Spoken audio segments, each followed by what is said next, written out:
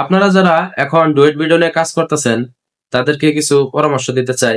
যা এখন ভিডিওটা দেখে আপনারা হয়তো এই জিনিসটা একটু কাজে লাগাবেন। তাহলে হয়তো আপনার ভিডিওতে কোনো ইস্যু না আসতে পারে।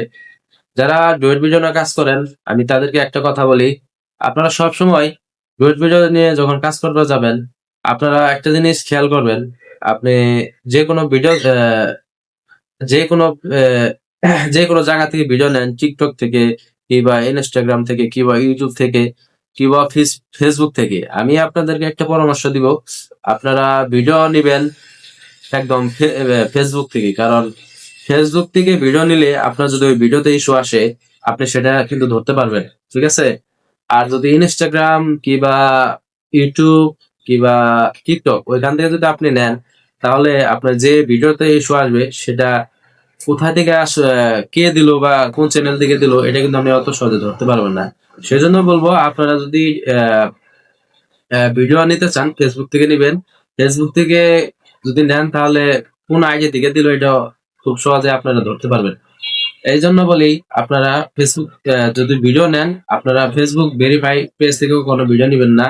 আর সবসময় ভিডিও নিবেন ছোট ছোট পেজ থেকে, ছোট ছোট যেখানে দেখবেন 4-5 হাজার কিংবা 6 হাজার এরকম ফলোয়ার আছে, সেখান থেকে নিবেন, নর্মাল আইডি থেকে নিবেন।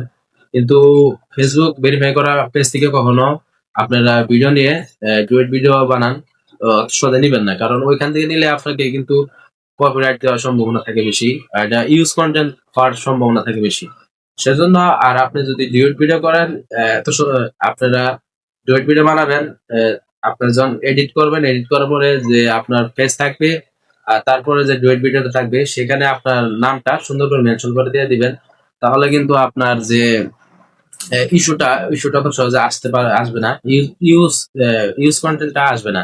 সেজন্য ডুয়েট ভিডিও বানাবেন, আপনারা এই জিনিসটা ফলো করবেন।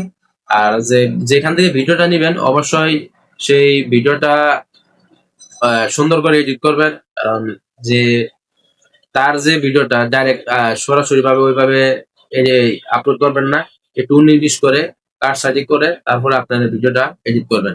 কারণ অন্য জনের ভিডিও যদি আপনি সরাসরি নেন, তাহলে কিন্তু সমস্যা হওয়ার, ইউজ কন্টেন্ট আসার সম্ভাবনা বেশি আছে। সেজন্য ভিডিওটা নেওয়ার পরে সুন্দর করে আপনারা এডিট করবেন।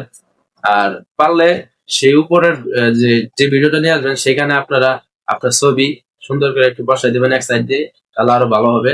তাহলে অত অত সহজে কন্টেন্ট আসবে না।